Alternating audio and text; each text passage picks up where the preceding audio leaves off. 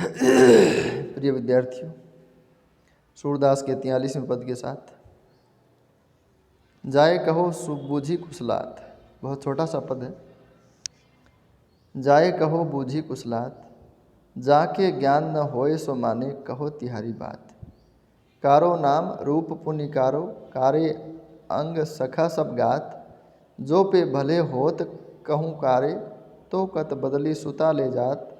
हमको जोग भोग कुब्जा को, काके हिवे समात।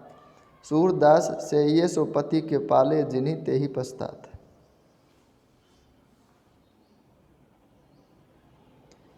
जाए कहो बूझी कुशलात, कि जाके कहना कि हमने तुम्हारी कुशल क्षेम बूझी है। असल में इसके ये अर्थ भी हो सकता है कि गोपियाँ ये भी कहती है कि तुम्हें भेज दिया और जाओ कुशल क्षेम पूछाओ, क्या वो खुद नहीं आ सकते थे? इसका ये मायने भी हो सकता है कि गोपियों के लिए श्री कृष्ण आने की बात तो स्वयं कह गए थे कि मैं इतने दिनों में लौटूंगा, तो खुद तो लौट कर आए नहीं और तुम्हें भेज दिया, जाओ गोपियों का कुशल क्षेम पूछाओ। क्या हमारा प्रेम इस प्रकार का है? और जाके ज्ञान न होए सो माने, कहो तिहारी बात। जाके ज्ञान न होए सो माने, कहो तिहारी बात। तुम्हारी बात तो वही मानेगा जिसको खुद को पता नहीं, जिसके खुद के हृदय में ज्ञान नहीं। असल में भ्रम में व्यक्ति वही पड़ता है जिसको खुद के बारे में उसके बारे में ज्ञान नहीं हो कि मुझे क्या करना और क्या नहीं करना। जिसको स्वयं के करणीय और अकरणीय कार्य का मालूम हो, वह भ्रम में नहीं पड़ता, बहकावे में नहीं आता। हम सीधे शब्दों में कह सकते हैं कि वह कान का कच्चा नहीं होता।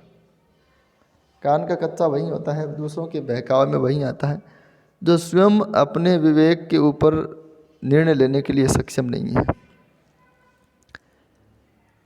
और वो श्री कृष्ण की बुराई करती हैं फिर कभी कभी कि असल में श्री कृष्ण वो ऐसा ही था, इसलिए हमें दुख दे रहा है और इसीलिए हम उससे दुखी हैं, क्योंकि अगर श्री कृष्ण में कुछ भली बात होती तो फिर उसे यहाँ क्यों छोड़ के जाते।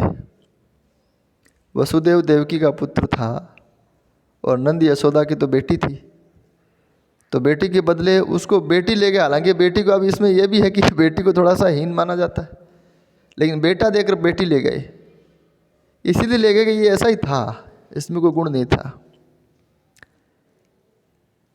कारो नाम रूप पुण्य कारो, पहली बात तो इसका नाम ही श्याम है, सांवरा है, तो इसका नाम ही काला है।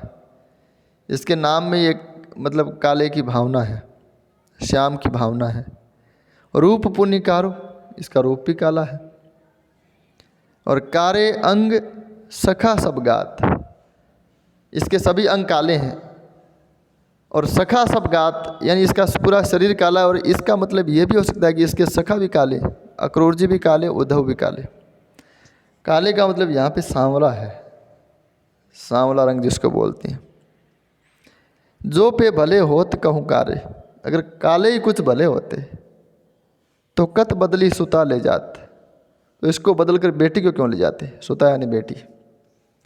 अगर कालेपन में कुछ भला होता है और कालेपन में कुछ अच्छा होता तो इसको बदल कर बेटी को क्यों ले जाते, जबकि वो बेटी को ले गए। इसलिए गोपियाँ कहती है कि श्री कृष्ण हमेशा था ही ऐसा, इसलिए उसके ऊपर वो एक प्रकार से उलाहना दे रही है। और जो पे भले होत कहूँ कारे, तो कत बदली सुता ले जात। हमको जोग भोग कुब्जा को, हमारे लिए तो योग का संदेश भेजा जा रहा है। जो बचपन में साथ में खाई खेली और जो बचपन से साथ में गायें चराती रही, और जिनका लड़िकाई का प्रेम है, जिनका बचपन का प्रेम है, ऐसे के लिए तो क्या भेजा गया है? योग का संदेश भेजा गया है कि योग और निर्गुण ब्रह्म की उपासना करो। और भोग कुब्जा को, और जो कल उनकी दासी बनी है, उनके संपर्क में आए हुए उन्हें बहुत समय भी नहीं हुआ और उसके लिए भोग है, उसके वो साथ रह रहे हैं, तो असल में यहाँ एक ईर्ष्या भी उनके दिमाग में आती है, एक भाव पैदा होता है कि हम इतने लंबे समय से उनके साथ रहे। नीचे ये लिखा भी है कि हमने उनकी पति की तरह सेवा की, तो हमारे लिए योग का संदेश। और जो कल की आई है कुब्जा, ये स्त्रियों के लिए विशेष एक प्रकार का उलाहना होता है कि जो कल आई है। सास बहू के झगड़े होते हैं तो ये डायलॉग सामने आता है। तो हमको भोग, हमको जोग भोग कुब्जा को, काके ये समात। ये बात किसके हृदय में समाएगी कि कल की आई कुब्जा के लिए भोग और हमारे लिए योग। तो बड़ा अत्याचार हमारे ऊपर श्री कृष्ण कर रहे हैं। सूरदास से ये सो पति के पाले। सूरदास कहते हैं कि गोपियाँ कहती हैं कि जिनको पति की तरह सेवा की, जिनको पति की जगह स्थान दिया, और जिनकी जैसे हम पति को सब कुछ मानते हैं वैसे हमने श्री कृष्ण को सब कुछ माना, ये कहना चाहती है गोपियाँ। ऐसा नहीं है कि गोपियों के पति श्री कृष्ण थे, इनमें से बहुत सी गोपियाँ विवाहित भी थी।